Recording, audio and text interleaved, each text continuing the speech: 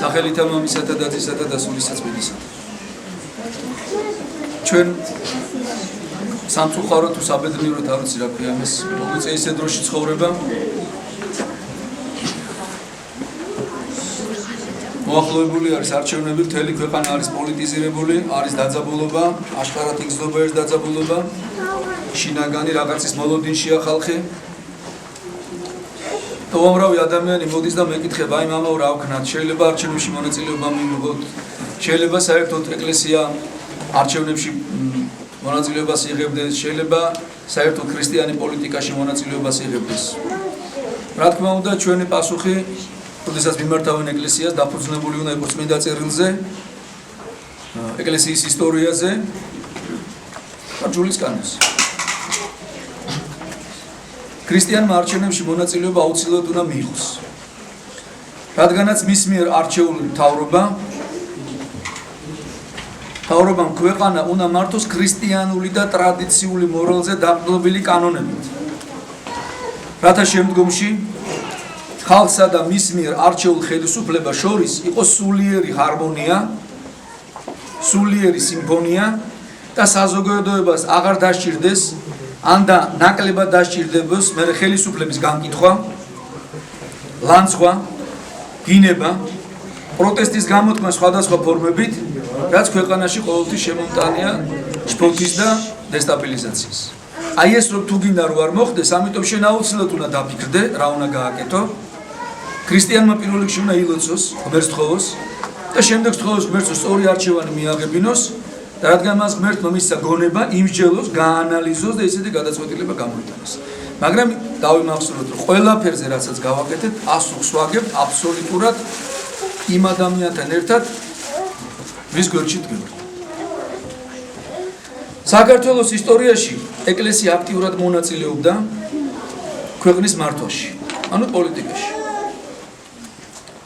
გახსოვთ გრიგოლ ხანძთელი, როგორ ერევა არათუ ქვეყნის პოლიტიკაში და ქვეყნის იმაში თუ რა გააკეთოს მეფე ეკითხება თავის მოძღვარს გრიგოლ ხანძთელს აშოტ კურაპალაძე ალაპარაკი, არამედ პირდაპირ ერევა მეფის პირად ცხოვრებაში.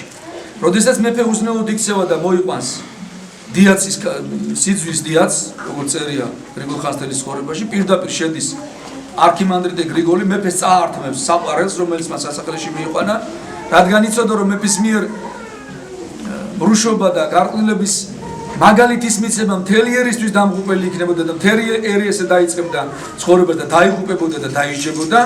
ამიტომ გრიგოლ ხანძთელი პირდაპირ ერევა მეფის ცხოვრებაში და მეფეს ართმევს უსაყვარელს ქალს. მეფე დაჩოქილი ტირის რეტა რატო დავიბადე ღმერთო, წარმოიდგინე. ამაზე მეტი ჩარევა რა გინდა პოლიტიკაში, მეფის პირად ცხოვრებაში ერეოდა. გიორგი ჭყონდიდელი იყო დავით აღმაშენებელის სულიერი მოძღვარი. მის გარეშე მეფე დავითი არცერთ ბრძოლას არ იწყებდა და ყველაფერს თუ რამეს აკეთებდა, ლოცვა-კურთხევას იღებდა თავის სულიერი მოძღვრით. შოთა რუსთაველი ახლა ნუ როგორც პოლიტიკაში, შოთა რუსთაველი მთელი თავის ცხოვრება მეწუთლეთ უხუცესი იყო, ანუ პრემიერ-მინისტრი იყო საქართველოში. მთელი განძის მფლობელი იყო საქართველოს განძი. მასებარა, აი ამ ადამიანმა მთელი თავის პირადი სიმდიდრე გაყიდა და მთელი თავის ცხოვრება ჯვრის მონასტერს დაუკავშირა. თამარ მეფის ცხოვრებაში წერია ესეთი რამ, რომ როდესაც ქართველებმა ბასიანი მოიგეს და ჩამოწვა დიდი ხნის მშვიდობა, 4-5 წელი ბრძოლა აღარ იყო არანაირი. მუსულმანები განადგურებულები არიან, ვეღარც ბედავენ გაფიქრებას საქართველოს წინააღმდეგ გალაშქრებაზე. აი სარდლები მიდიან თამარ მეფეს ეუბნებიან 4 წელია უკვე აღარ გვიომიაო, ხმლები დაგვიჟანგდაო და გვაკურთხე იერუსალიმს ავიღებთ. თამარ მეფე ეუბნება მე ამას მარტო ვერ გადავწყვიტავ, ეს ქართლის ცხოვრებაში წერია. მე ამას მარტო ვერ გადავწყვიტავ, შევეკითხებით წმინდა მამებს, ანუ ეპისკოპოსებს, როგორც გვაკურთხებენ, ისე გავაკეთოთ. მეტი პოლიტიკაში ჩარევა რა გინდა? ქვეყანა ომი დაიწყოს თუ არა, სინოდი კარნახობდა თამარ მეფეს. დემეტრე თავდადებულის ცხოვრებაში პირდაპირ წერია, რომ როდესაც დემეტრე თავდადებული თავიდან არასწორად იქცეოდა და თავისუფალად ცხოვრობდა, რამოდენიმე მესამეჯერ მოიყვანა ცოლი თუ რაღაც. ისე გაბრაზდა პატრიარქი, რომ პირდაპირ თქვა, რომ მე გადავდგები და შენნაირი მეფის ხელში რო ვიყო არ მინდა. მაგრამ როდესაც დემეტრე მეფემ შემდეგ თავი დადო ქვეყნისთვის და იყო საკითხი წასულიყო, დამალულიყო მეფე, როცა მონგოლებმა დაიბარეს ურდოში შეთქმულების ბრალდებით თუ წასულიყო ურდოში, პირდაპირ ეკლესია ერევა და ურჩევს ესე გააკეთე, მაგრამ დემეტრე თავდადებული იღებს გმირულ გადაწყვეტილებას და თავდებს სამშობლოსათვის, თავს წირავს თავის ქვეყნისათვის და ეგივე ეკლესიამ, რომელიც მანამდე მას ამხელდა, იგი წმინდანად შერაცხა. აი ესეთი დამოკიდებულება აქვს ეკლესიას თავრობისადმი. ეკლესია, საქართველოს ეკლესია ყოველთვის იყო საქართველოს სახელმწიფოს გამაერთიანებელი, მისი ძლიერი ცენტრალიზებული ხელისუფლების, ანუ მეფის ხელისუფლების მომხრე. ეკლესია უნდა ემორჩილებოდეს ხელისუფალს, რადგან იგი ღმერთისგან არის, პირდაპირ წერია ფსალმში. ეს არის ეპისტოლეში, რომელთა ეპისტოლეში მე-13 თავში პავლე მოციქული წერს, რომ უნდა დავემორჩილოთ მეფეს, რადგან იგი ღმერთისგან არის. ვითარცა მე ხა წავიკითხავ იუსტინე პოპოვიჩის სიტყვას, წმინდანი არის, აქ არის სრული შეფასება, როგორ უნდა ემორჩილებოდეს ეკლესია ხელისუფალს და როდემდე უნდა ემორჩილებოდეს. ეს არის წმინდანი შერაცხილი ჩვენი თანამედროვეობის უდიდესი წმინდანი, უდიდესი ავტორიტეტი ეკლესიაში. ვითარცა ამ ქვეყნიურა ამ ქვეყნად ღვთივმონიჭებული წესრიგის მარეგულირებელსა და მცველს სხვაგვარად ყველაფერი, ანუ ეკლესია უნდა ემორჩილებოდესო ხელისუფალსო. სხვაგვარად ყველაფერი ქაოსი და ანარქია მოიცავს. მაგრამ ხელისუფალთა მორჩილება მანამ გმართებს, სანამ ისინი ქვეყნად ღვთაებრივ წესრიგს იცავენ. სანამ ისინი ღვთის სამსახურში არიან. სანამ ხელისუფლების მახვილი ბოროტების დასასჯელად და სიკეთის დასაცევად უყრია. მაგრამ როდესაც ხელისუფლება საღვთო სიკეთის მდევნელი ხდება, როდესაც ხელისუფლება ყოვლად სიკეთის უფალ იესო ქრისტესა და მისი ეკლესიის მდევნელი ხდება, მაშინ ასეთი ხელისუფლების არც მორჩილება, არც ყურისგდება არ შეიძლება. ასეთ ხელისუფლებას ქრისტიანი უნდა ებრძოდეს და უნდა ებრძოდეს სწორად სახარებისეული საშუალებით. ეს არის წმინდანის სიტყვები. არაფრით არ შეიძლება რომ ქრისტიანი ღმერთზე უმეტესად ადამიანს ემორჩილებოდეს. პირდაპირ წერია, ჯერ გმართებს მორჩილება ღვთისა და შემდგომ კაცისა. არ შეიძლება ქრისტიანი ემორჩილებოდეს ადამიანს, რომელიც ღმერთის წინააღმდეგ მიდის. მით უფრო ისეთ ადამიანს, რომლებიც ჭეშმარიტი ღვთისა და მისი სახარების მოწინააღმდეგები არიან. როდესაც ხელისუფლება ღმერთს ემყარება, მაშინ ღვთის მფარველობაშია და ღმერთთან იმყოფება. იგი ღვთის მიერია და ღვთივკურთხეულია. ხოლო როდესაც ხელისუფლება ღმერთს განუდგება, იგი ძალადობად გადაიქცევა და ამით ღვთის საწინააღმდეგო ეშმაკის ძალაუფლებას დაუმორჩილებს თავს. ასეთი ხელისუფლების ბუნებისა და ფასეულობის სახიერი სახარისეულები ასეთია, ხელისუფლების ბუნებასა და ფასეულობებზე სახარებისეული წმინდა მოციქულთა და მამათა მიერი მართლმადიდებლური მოძღვრება. ასეთია ქრისტეს მართლმადიდებელი ეკლესიის წმინდა უწოდველი მოძღვრება ხელისუფლების შესახებ. ასეთია იგი დასაბამიდან ვინემ დღესაქამომდე, უკუნითი უკუნისამდე, ამას მოწმობს ყველა წმინდა მოციქული, ყველა წმინდა მამა, ყველა მოწამე, წმინდა პირველმოწამე სტეფანიდან მოყოლებული დღემდე. მოწამეები, რომლებიც უფალ იესო ქრისტესთვის ეწამნენ, მაგალითია მოყოლებული პირდაპირ. ამ ქვეყნიურმა ღვთისმგბობმა ხელისუფლებმა აწამეს. ხელისუფალთაგან წამებული დევნულ და ტანჯულ წმინდათა რიცხვი მილიონობითა. ისინი წმინდანი არიან და უკვდავნი. რამით უმად დაამოწმეს ღმერთის კაცობრივი ჭეშმარიტება, რომ ქრისტიანებმა წინააღმდეგობა უნდა გაუწიონ ამ ქვეყნიურ ხელისუფლების მყრობელი მეფეების, ხელისუფლების, საერო თუ სასულიერო მთავრობების უღმერთო და ღვთისმგბობელ ბრძანებულებებს. სულ ერთია ვინ და სად იქნებიან ეს ხელისუფალი. ანუ პირდაპირ წერს მინდა იუსტინე პოპოვიჩი ეკლესიის სწავლებაზე დაყრდნობით, ეს უდიდესი კანონისტი იყო, ოქსფორდის უნივერსიტეტი ქონა დამთავრებული. უგანათლებული და კიდევ გონი საფრანგეთშიც ქონა, აღარ მახსოვს სორბონა თუ რაღაც დამთავრებული. უგანათლებულესი ადამიანი იყო და დიდი წმინდანი. და პირდაპირ მოყავს მაგალითები, რომ ეკლესიას მანამდე ემორჩილება ხალხი, უпростоრ ეკლესია მანამდე ემორჩილება ხელისუფალს და მეფეს, სანამ იგი ეკლესიის წინააღმდეგ არ არის. და როდესაც უკვე იწყება პირდაპირ ბრძოლა ეკლესიის წინააღმდეგ, აღარ ემორჩილები. და ამის მაგალითია წმინდა მოწამეები. რატომ აწამა წმინდა გიორგი დიოკლეტიანემ იმიტომ რომ იმპერატორი დიოკლეტიანე იყო ღვთისგმობით, დაიწყო ეკლესიის დევნა, წმინდა გიორგის დაავალა ეკლესიის დევნა, მან უარი თქვა და ამით უაწამა. რატო აწამა შაჰ-აბაზმა ქეთევანი, იმიტომ რომ იგი არ დაემორჩილა აღმოსავლეთის ბრძანებელს და დიდ ლომად წოდებულ შაჰ-აბაზს, წინ აღუდგა მას და როდესაც მოსთხოვა ქრისტეს უარყოფა, უარი თქვა ამას და თავი დადო ქრისტიანობისთვის. რატო ეწამა არჩილ მეფე? იმიტომ რომ არ მიიღო მუსულმანობა. რატო ეწამა ლუარსაბ მეფე? არ მიიღო მუსულმანობა და ასია მთელი ქრისტიანობის ცხოვრება. სტეფანე დიაკონი, მოციქულები რატომ ეწამებოდნენ ქრისტეს არ უარყოფდნენ? როგორც ამას უბრძანებდნენ იმ დროის ხელისუფლები.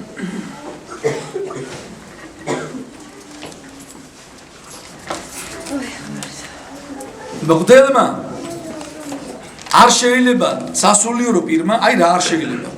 სასულიერო პირმა არ შეიძლება მიუთითოს ან ლოცვა კურთხევა მისცეს თავის მრევლს კონკრეტულ პიროვნებაზე, ან კონკრეტულ თქვა რაღაცა პარტიაზე, რომ აი ამას გაძლევთ კურთხევას, ამას მიეცით ხარ. რადგანაც ეს გამოიწვევს დაყოფას სხვადასხვა ეკლესიაში, რადგან ეკლესია არის დედა, ეკლესიაში ყველა თავს იყრის, როგორც პოზიცია, ისევ ოპოზიცია, როგორც ერთ მოაზროვნე ხალხი, ასევე სხვადასხვა პოლიტიკური მიმდინარეობის ხალხი, ეკლესიის საქმეა მათი მიყვანა იესო ქრისტემდე. რომელი მხარეც ცდება, აუცილებლად უნდა უთხრა, რომ იგი ცდება და რომელიც მართალია, მას უნდა მოუწონო და იმათ უთხრა, რომ აი ამაცავით მოიქეცით, როგორც ესენი იქცევია. ღვთისთვის, სათნოდ და სამშობლოსთვის ასაკობად. მაგრამ აი მღვდელმა რომ მოუთხრას, რომ აი პირდაპირ ლოცვა კურთხევას გაძლევთ, რომ აი მე მაგალითად ვის ვაძლევ ხმას? არავინ არც მეთქვი ვის ვაძლევ ხმას. იმიტომ რომ ჩემი მობაძე სხვამაც ესე არ გაკეთოს, მაგრამ ეკლესია ვალდებულია ჩაატაროს ანალიზი თანამედროვე სიტუაციისა, რაც არსებობს და როგორც მშობელმა შვილებს უნდა აუხსნას რა ელოდებათ მათ, როდესაც ისინი გადიან გარეთ. მშობელი ხო უხსნის შვილებს. აი ესე ხდება, თუ ესე მოიქცევი, ესე იქნება, არ იგებს შვილებს. აი ესევე ეკლესია ვალდებულია ჩაატაროს ანალიზი, აუხსნას, განუმარტოს, როგორც ამხელდა სინოდი თქვა დემეტრეს არასწორ დემეტრე თავდადებულს პირდაპირ ამხელდა რომ არასწორად იქცევა. იქამდეც ამხელდა რომ პატრიარქს გადადგომა უნდოდა. მეფის უზნეობის შემხედვარად. როდესაც მეფე კარგად იქცევა, პირიქით უწონებს მას და პატივს მიატოვებს. თამარის დროს და დავით აღმაშენებლის დროს.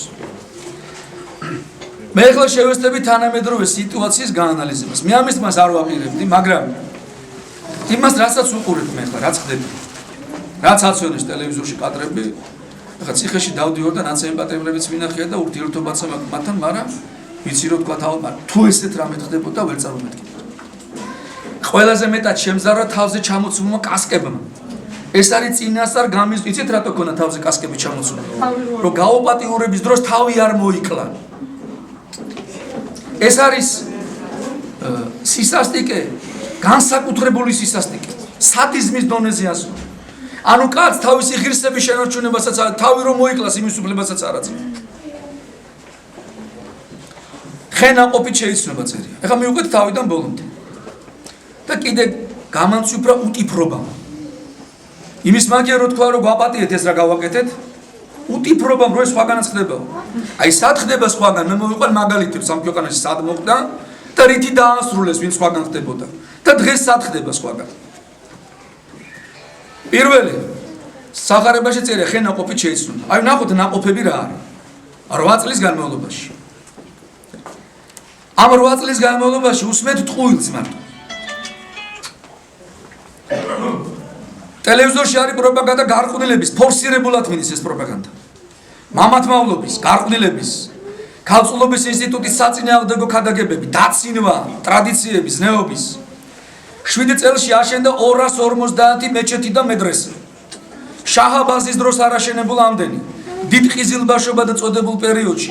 დიდი თურქობა რო ერქვა, მაშინ არაშენებულ ამდენი. ამ 250 მეჩეთი და მედრესე არის სასულიერო სასწავლებელი. 3 ნამდვილად ვიცი რომ ვაჰაბიტურია. და ვაჰაბიტები რა დღეში აგდებენ რუსეთს მეტროებში რა ხდება ხო ნახეთ თავის სულიერ ლიდერებსაც კი არიდობენ აფეთქებენ. ვინ არის გარანტი იმისა რომ ცოტა ხანში ესენი აქ რას გააკეთებენ. ჩვენ უყურებდით სანამ ეხლა დაიწყებოდა მუსულმანურ ქვეყნებაში დაპირისპირება მუჰამედზე რო ფილმი გადაიღეს და პროტესტი რო გამოთქვეს სამართლიანი მე ვფიქრობ მუსულმანებმა მათი შეურაცხყოფის გამო მანამდე თვალემეს დაიწყებოდა ნახეთ ერაყში სერიები იყო აფეთქებებისა შიიტები აფეთქებენ სუნიტებს სუნიტები აფეთქებენ შიიტებს და შიიტები და სუნიტები ვერ იტანენ ერთმანეთს წყალს ალევინებენ ერთმანეთს და აქ აშენებული მეჩეთებიდან ნახევარი შიიტურია ნახევარი სუნიტური ერთმანეთის გვერდში ცხოვრობენ რა მოხდება როდესაც ისინი რაღაცა საიდან მიიღებენ ბრძანებას და მითითებებს ჩვენ ხო არ ვიცით ვინ არის ამის გარანტი და იტყვის რომ ეს არ მოხდება მუსულმანურ სამყაროშიც კი ვერ აკონტროლებენ თვითონ შიიტები და სუნიტები თავისიანებს. ანუ ეს არის ჩადებული ნაღმები, რომლებიც როდის აფეთქდება არ ვიცი და შეიძლება აფეთქდეს როგორც კოსოვო აფეთქდა სერბებისათვის.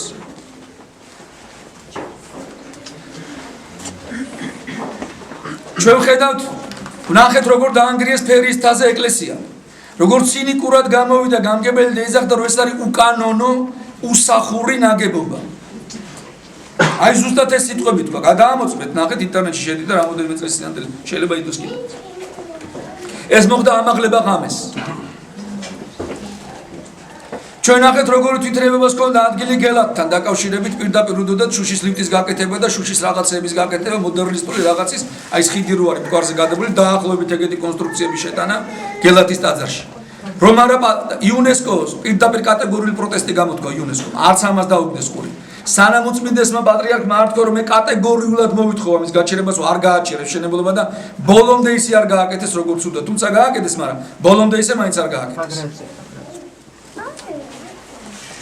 ჩვენ ხედავთ როგორი მიდის სამჯერ იყო მცდელობა მამათმავლობის აღლობის მოწყობისა საქართველოში სამჯერ მიუხედავად ხალხის დიდი პროტესტისა, გამოსვლებისა მაინც მიდის ფორსირებულად ამის გადაგება, თითქოს ეს ხდება ადამიანთა უფლებების დაცვის გამო. ჩვენ ცოტა ქვემოთ განახებთ როგორ იცავენ ესენი ადამიანთა რელიგიურ და სექსუალურ უფლებებს. აი ნახავთ როგორ იცავენ ადამიანთა სექსუალურ უფლებებს. ამიტომ ვიძახი რომ ტყუილი მიდის 8 წელი. დაწყებით კლასებში პირდაპირ და სექსუალური აღზრდის გაკვეთილების შეტანა. არ ცხრებიან ისე უნდა. 5 წლიდან ბავშვებს უნდა აუხსნან როგორ ხდება განაყოფიერება და დაწვრილებით უხსნიან გაკვეთილები უნდა მიცენ ამაში წარმოიდგინე 10 წლამდე მეგონა რომ კომბოსტოში მიპოვეს ისეთი ის ვიყავ და ესე ისდებოდა რა შვილები არ ყავს არ ვიცით როგორ გაბრალდეთ ჩვენმა წინა პრემატურა შეგნებულად მიდის შე რომ 5 წლიდან ბავშვს ამაზე ლაპარაკს დაუწყენ რა დღეში ჩავარდება ის გარდატეხის ასაკში იგივე წყალში გადასაგდები გინა კაცი გინა ქალი ანუ შეგნებულად მიდის ერის გარყნა გეგმაზომია დაგეგმილად გამოთვლილად ყველაფერი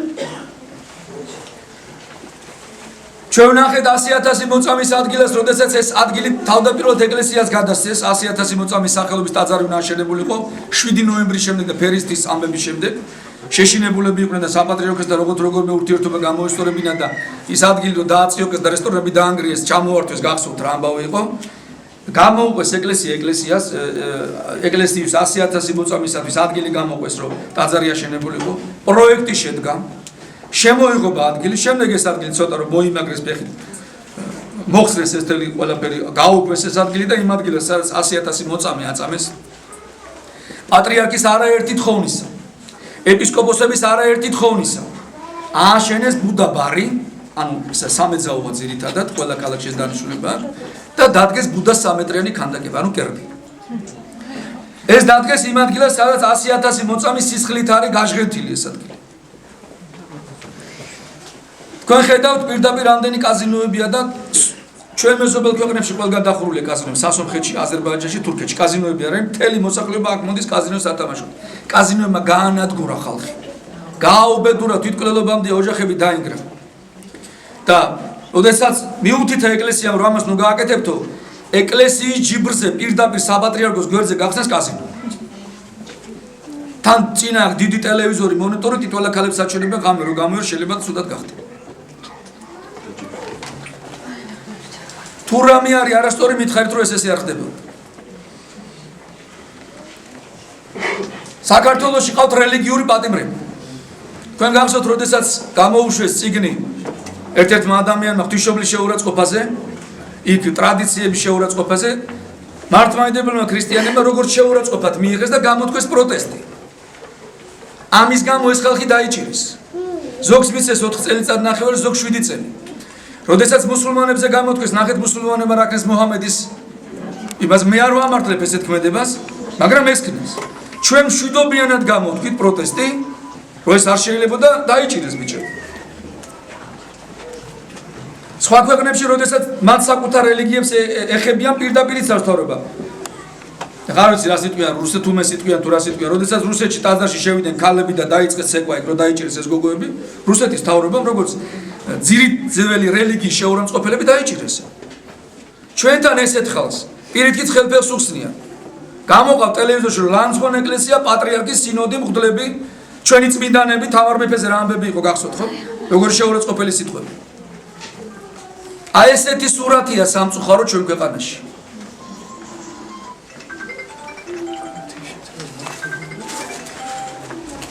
და ბოლოს ეს რაც მოხდა, ეს იყო მთელი აი ვითომ მოთმინების ფიალა. აჩვენეს ტელევიზორში პირდაპირ, რომ ციხეში, ის ვიცი რომ ცემდნენ ციხეში, გასაგებია ხა ციხეში გცემენ.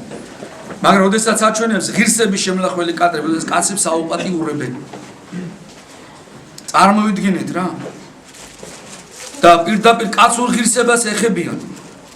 თან ამას თურმე იღებენ და ისენი აქვთ რა ქვია. კატალოგები. და იცით რატომ აქვთ ეს კატალოგები? ესეთი ალბათ უყურებენ და ტკბებიან ალბათ. და მეორე მომენტი ის არის რომ ეს ხალხი ვინც გამოეონებენ, აი შენ ხო გაგიშვით ახლა. იმუშავებ ჩვენზე. თუ არა დაიშენი კომპრომატები. ანუ რას უშვებიან ადამიანს? ამაზე მეტი ესეთი რამე პინოჩეტი არ აკეთებდა ესეთ რამეს. ანუ ეს არის ადამიანის თლიანად განადგურება და დემორალიზება ადამიანის.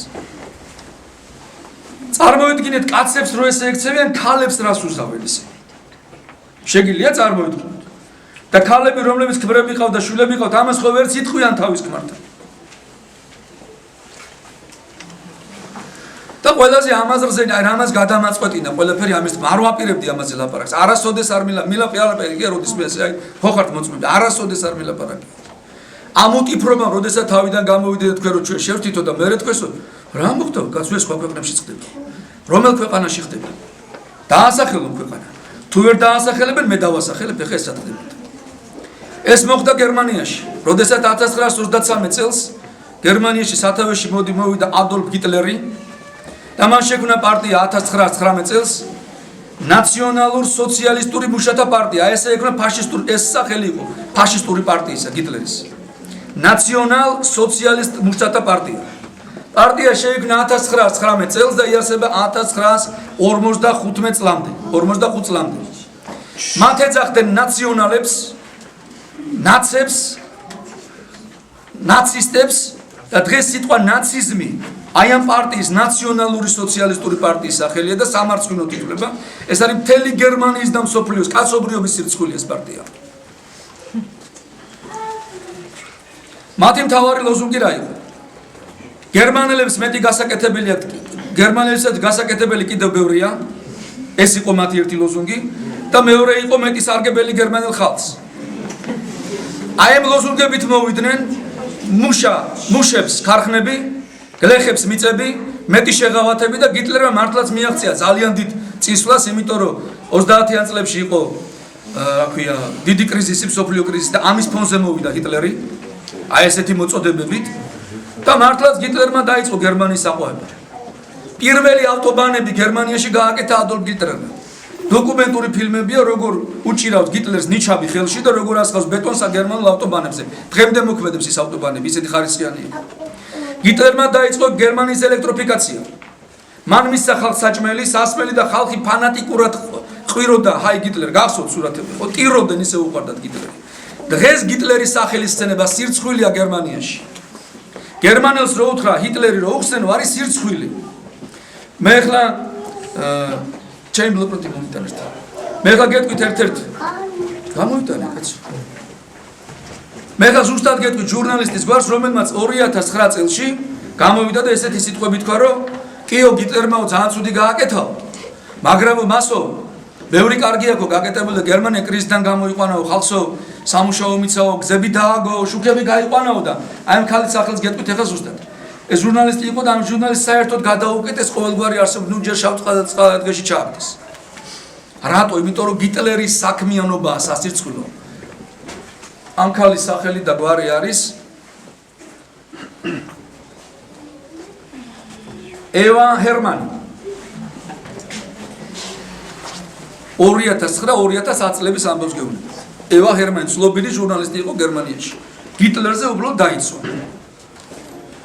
და ისე დღეში ჩააგდეს, რომ დღეს მისი სახელის ხსენებაა სირცხვილად.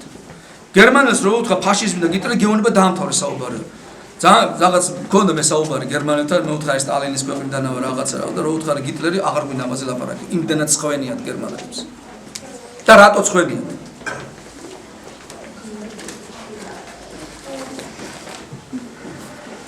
მე გითხრით რომ გიტლერის დაარსებული პარტია 1945-46 წლებში თვითლიკვიდაცია განიცადა, გააუქმეს პარტია.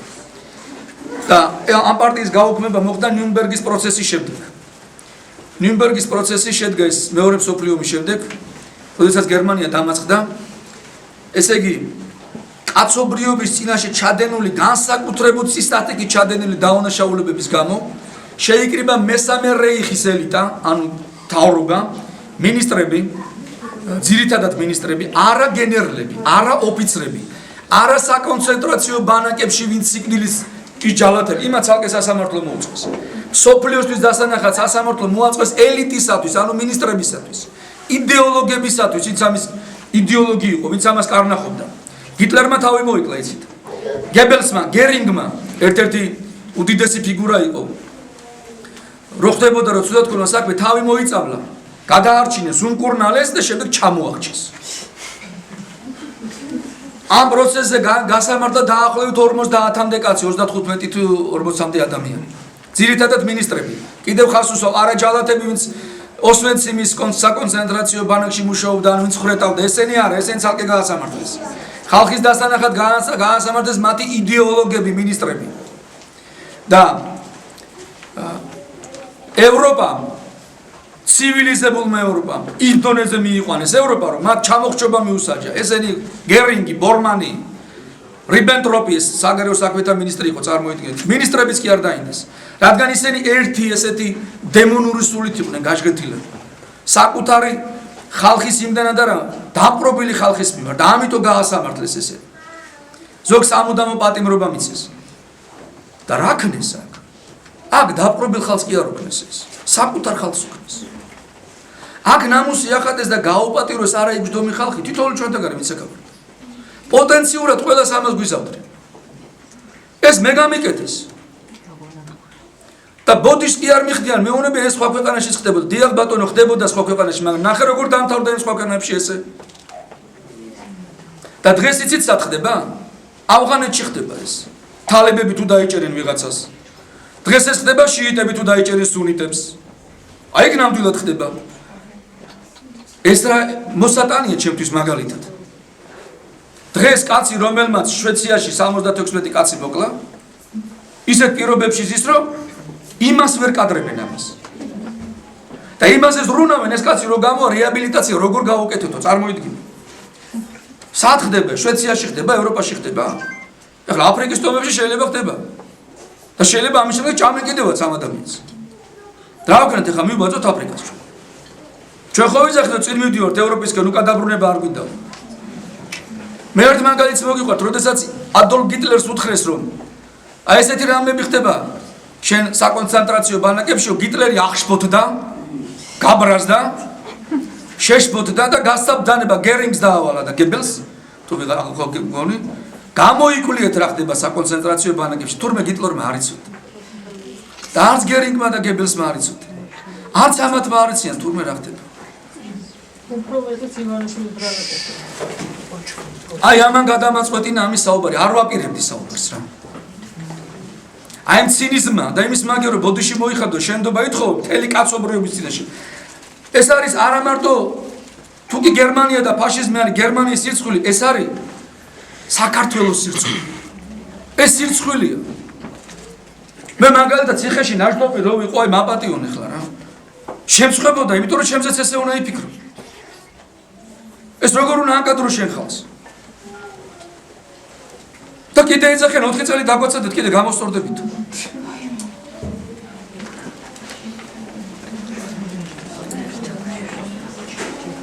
და ყველაზე მთავარი, ნახეთ. დღეს სათაურებით ძალიან გავს ერთმანეთს რა. ნაციონალ-სოციალისტური მუშათა პარტია, ნაციონალური მოძრაობა, ნაცისტები, ნაცები და ნაციზმი დღეს არის სამარცხვინო თემა. და სამწუხაროდ ამ პარტიამაც იგივე გააკეთა. ჩვენ გვეუბნებიან, მე გითხარით, რომ ესე თითქოს იცავენ ადამიანთა რელიგიურ და თქვათ ეროვნულ უმცირესობებს. აი ეს არის მათი რელიგიური უმცირესობების დაცვა, ეს არის დაცვა. კაცს აუპატიურებენ. ზოგი მათგანი შეიძლება ბაბუა არის, კაცო.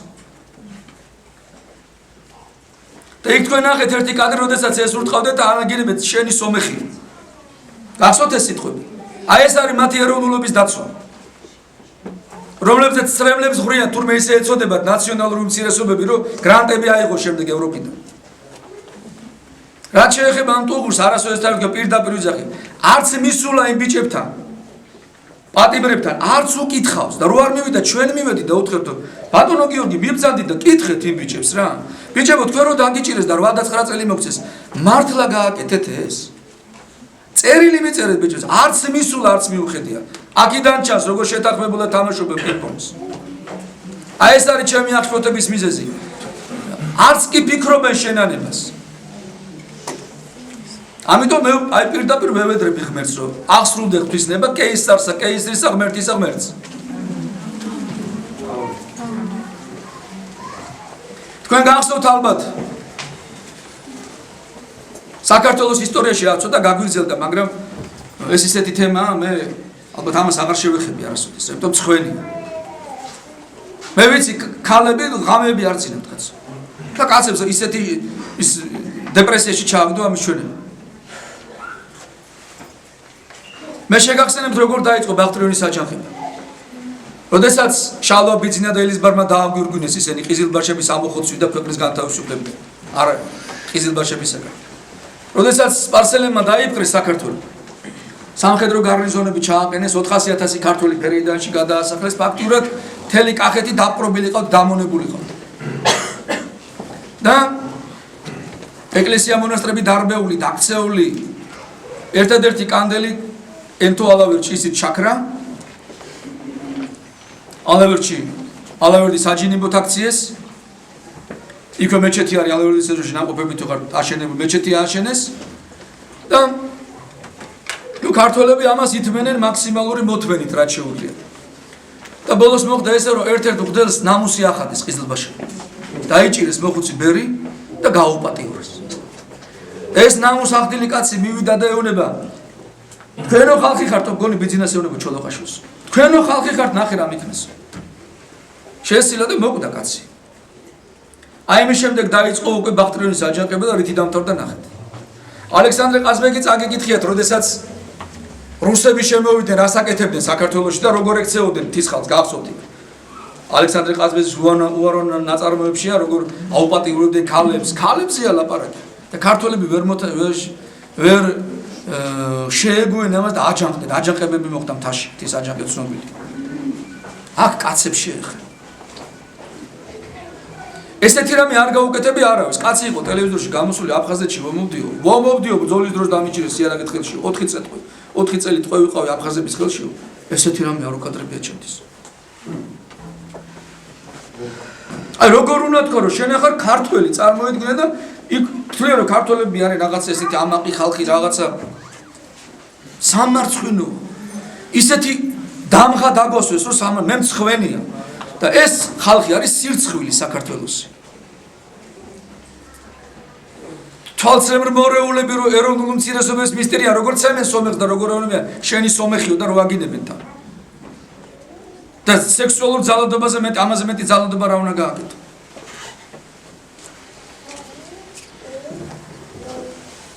დიახ ბატონო, სხვაგან სადაც მოხდა, აი ესე დამთავრდა ეს ყველაფერი. ჩვენ გვინდა რომ მე ნამდვილად მინდა ნორმალურ ცივილიზებულ ქვეყანაში ვიცხოვრო სადაც ჩემი ხმის უფლებაც იქნება და პროტესტის გამოთქმის უფლებაც მექნება, როდესაც მე რელიგიურ შეურაცხყოფას მოვაკენებენ. მე თუ დავაშავე და კრიმინალი ჩავედინე და ამ გამოსვლების დროს ამე გავტეხე, დავამტროლე, დავლეწე, გზა გადავკეტე უკანონო, დამიჭირე. თუ შევაგინე, დამიჭირე. თუ შეურაცხყოფა მივიყენე, დამიჭირე, მაგრამ როდესაც მე მშვიდობიანად გამოთქვა პროტესტს, როდესაც მიგინებ სარწმუნოებას, მიგინებ წმინდანებს, მიგინებ ტრადიციებს, მიგინებ დედას, ყველას მიგინებ. მე მინდა რომ თავისუფლად შემეძლოს პროტესტის გამოთქმის უფლება. და არ დამიჭირო. მე არ უნდა მეშინოდეს, რომ ჩემს გვერდში ვინც არის ისინი დაიჭირო. მე ნამდვილად გვინდა, რომ როგორც ევროპაშია ნორმალური ცივილიზებული ურთიერთობა ევროპისკენ მივდივართ, ნამდვილად მინდა ესეთი ურთიერთობები და აი ეს ხალხი გვიშლის ხელს ამაში. აი მათი ესეთი მოქმედება გვიღობავს ჩვენს გზას ევროპისაკენ, თუ ესენი ევროპისკენ მიდიან. ამიტომ სანამ ეს ხალხი იქნება, ჩვენ არც კი შეგვიშვებენ მათ კარებში. იმიტომ რომ გიყურებენ როგორც პაპუასებს და ბარბაროსებს. ამაზონკის ტყეებში რო ცხოვრობენ და პატიმრებს ტყეებს როგორც უსწორდებიან. აი ესე უსწორდებიან ესეც. ამიტომ ჩემო ქრისტეს მიერ ძმებო და დებო, მე არ გეუბნებით რომ ხმა ამას მიეცი, იმას მიეცი. მე უბრალოდ ანალიზი ჩავატარე. თუ ვინმე არ მეთანხმება, მითხრას რომ რამე ვთქვით ყოვილი. თუ არა დანარჩენი თქვენი ფიქრე და მიიღეთ გადაწყვეტილება და იცოდეთ. ვინც ამ ხალხის გვერდში დადგება, ამაზე აგეს პასუხს, რასაც ესენი აგებენ. ვინც მათ გაემიჯნება და სხვა ხალხის გვერდში დადგება, იმაზე აგეს პასუხს, რასაც ისინი გააკეთებენ. ამიტომ თქვენ მიიღეთ ახლა გადაწყვეტილება რა უნდა გააკეთოთ. როდესაც იესო ქრისტეს ჯვარზე აკრავდნენ, ზოგი ყვიროდა ჯვარსაცუო, ზოგი ჩუმად იყო. აი ვინც ჩუმად იყო, ისინიც თანაუგრძნობდა ქრისტეს ჯვარცმის ქრისტეს გამყიდველებად იწოდებიან, დუმილით გაყიდეს ქრისტე. დედა ღვთისმშობელმა დაგვიფაროს. წმინდა მოწამეებმა შაულომ ბიძინამ და ელიზბარმა გვაკურთხონ. მარხსენების დღეს ხდება. ესეც არ იცოდნენ, ალბათ შემთხვევით მოგწონს ბიძინა ჩოლოყაშვილის ხსენების დღეს ნამდვილად არ დაამთხოვდნენ. ეს ღმერთმა გააკეთებინა ალბათ. თქვენ თვითონ მიიღეთ გადა, გინა ბიძინას მიეცი ხმა, გინა რომანოს მიეცი ხმა და გინა სტეფანეს მიეცი ხმა. ეგ მე არ მაინტერესებს თქვენ ვის ვიცეთ ხარ. ეგ თქვენ თვითონ უნდა გააკეთოთ. მაგრამ იცოდეთ, გაანალიზეთ სანამ რამეს გააკეთებ, რომ შემდეგ ქუჩაში გამოსვლა არ დაგჭირდეთ და პროტესტების გამოთქვა. ღმერთმა გაკურთხოთ, ღმერთმა დაგლოცოთ და დედა ღვთისმშობელმა ჩვენი ქვეყანა